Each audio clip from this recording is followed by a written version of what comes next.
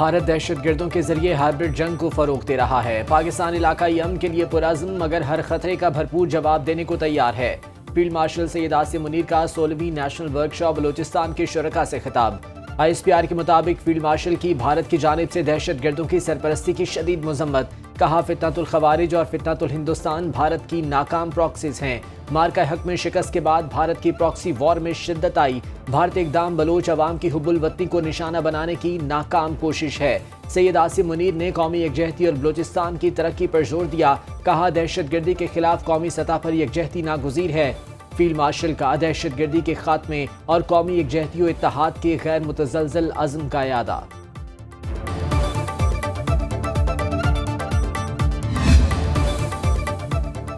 Operation sindoor میں ناکامی کا داغ، مودی اپنی اپوزیشن کو رام کرنے میں ناکام۔ پارلیمنٹ میں 1 گھنٹے سے زائد تقریر میں ایک ہی بار بھی ٹرمپ کے سیز فائر بیان کا ذکر نہیں کیا۔ رافیل گرنے کی تفصیلات بتانے سے گریز، آپریشن سندور کی تفصیل بتانے کے بجائے کانگریس پر تنقید۔ مودی کے روایتی بھاشن کے دوران جھوٹ کے نعرے بھی لگے۔ وزیر داخلہ امیت شاہ کے مضحکہ خیز دعوے۔ کہا ہلاک دہشت گردوں سے پاکستان کی بنی چاکلیٹ ملی، جس سے ثابت ہوا کہ وہ پاکستان سے آئے تھے۔ امیت شاہ سابق وزیر داخلہ چدمبرم پر برہم۔ کہا پاکستان کو بچا کر آپ کو کیا ملے گا؟ چدمبرم نے کہا تھا دہشت گردی میں پاکستان کے ملوث ہونے کے ثبوت موجود نہیں۔ بھارت نے دریائے چناب میں پانی کا بڑا ریلا چھوڑ دیا۔ 1,53,000 کیوسک کا سیلابی ریلا ہیڈ مرالہ پہنچ گیا۔ SDO محکمہ آبپاشی کے مطابق کل تک دریائے چناب میں پانی کی صورتحال نارمل تھی۔ پانی کی سطح مزید بلند ہونے کا خدشہ۔ دریائے چناب میں طغیانی سے مزید علاقے زیریاب۔ دریائے سندھ میں گدو کے مقام پر درمیانی درجے کا سیلاب۔ ترجمان گلگت بلتستان حکومت کے مطابق شاہراہ بابو سر پر لاپتہ خاندانوں کی تلاش جاری ہے۔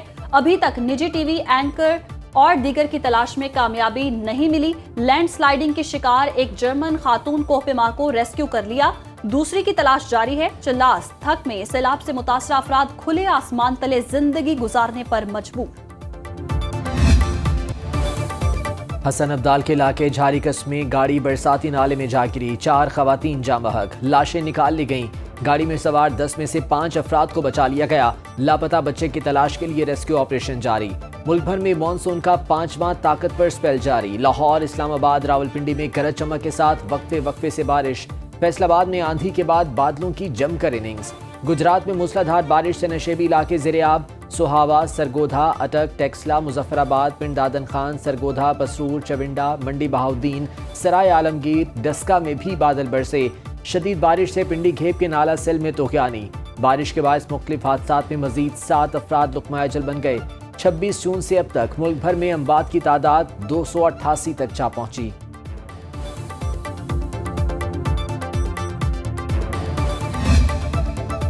روس کا ساحلی علاقہ زلزلے سے لرز اٹھا۔ 8.8 شدت کے زلزلے سے متعدد عمارتیں زمینبوس۔ بحر الکاہل میں 3 سے 4 میٹر اونچی لہریں بلند۔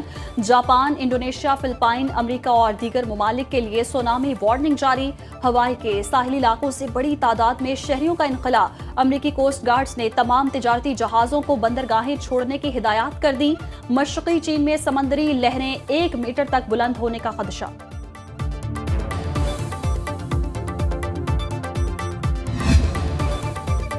پاکستان سٹاک مارکیٹ میں اتار چڑھاؤ۔ صبح 1000 پوائنٹس کی تیزی سپہر کو مندی میں بدل گئی۔ منافع کے لیے فروخت کا دباؤ۔ 100 انڈیکس میں 202 پوائنٹس کی کمی ریکارڈ۔ 1,37,763 پر ٹریڈنگ۔ اسٹیٹ بینک اور FIA کے کرنسی کا غیر قانونی کاروبار کرنے والوں کے خلاف کریک ڈاؤن۔ کرنسی مارکیٹ میں روپے کی قیمت میں 27 پیسے کا اضافہ۔ انٹر بینک میں ڈالر کی 283 روپے 5 پیسے پر فروخت جاری۔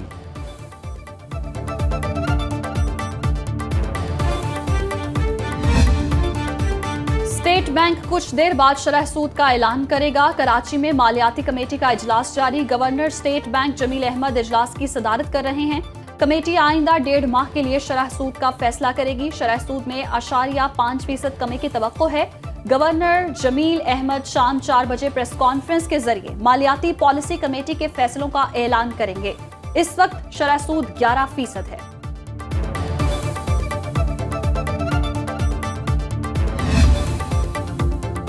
امید ہے 1-2 روز میں چینی کی قیمتیں نیچے آ جائیں گی۔ وزیر اعظم کے کوارڈینیٹر رانا احسان افضل نے خوشخبری سنا دی۔ کہتے ہیں چینی کی قیمتوں کی سختی سے مانیٹرنگ ہو رہی ہے۔ اس بار چینی کی پروڈکشن 5.8 ملین ٹن رہی، جو کہ پروجیکشن سے 1 ملین ٹن کم تھی، جس کی بڑی وجہ موسمیاتی تبدیلی ہے۔ رانا احسان نے کہا جب وزیر اعظم شہباز شریف کو معاملے کا علم ہوا تو انہوں نے فوری طور پر چینی کے ایکسپورٹ کو روکنے کا کہا، لیکن اس وقت تک بہت دیر ہو چکی تھی۔ وزیر اعظم نے وفاقی وزیر اویس لغاری کی زیر صدارت ایک کمیٹی تشکیل دی ہے جو اس حوالے سے ایک پوری رپورٹ تیار کر کے پیش کریں گے۔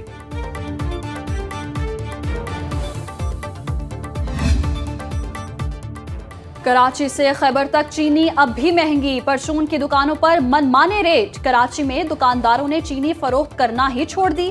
لاہور کی اکبری منڈی میں چینی کی سپلائی چوتھے روز بحال، 170 سے 175 روپے کلو میں دستیاب۔ اسلام آباد، پشاور، کوئٹہ، ملتان، فیصل آباد اور مظفر آباد سمیت کہیں بھی چینی سرکاری قیمت پر دستیاب نہیں، 200 روپے کلو تک میں بکنے لگی۔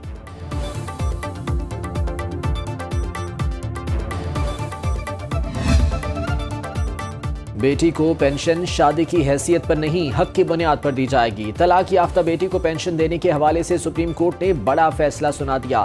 جسٹس عائشہ ملک کا 10 صفحات پر مشتمل تحریری فیصلہ جاری۔ پینشن سرکاری ملازم کا قانونی حق ہے، خیرات نہیں۔ بیٹی کو پینشن کے لیے طلاق کا وقت غیر متعلقہ ہے۔ پینشن کا حق اہل خانہ کو منتقل ہوتا ہے اور اس میں تاخیر جرم ہے۔ سندھ حکومت کا 2022 کا امتیازی سلوک والا سرکولر غیر قانونی اور آئین کے خلاف ہے۔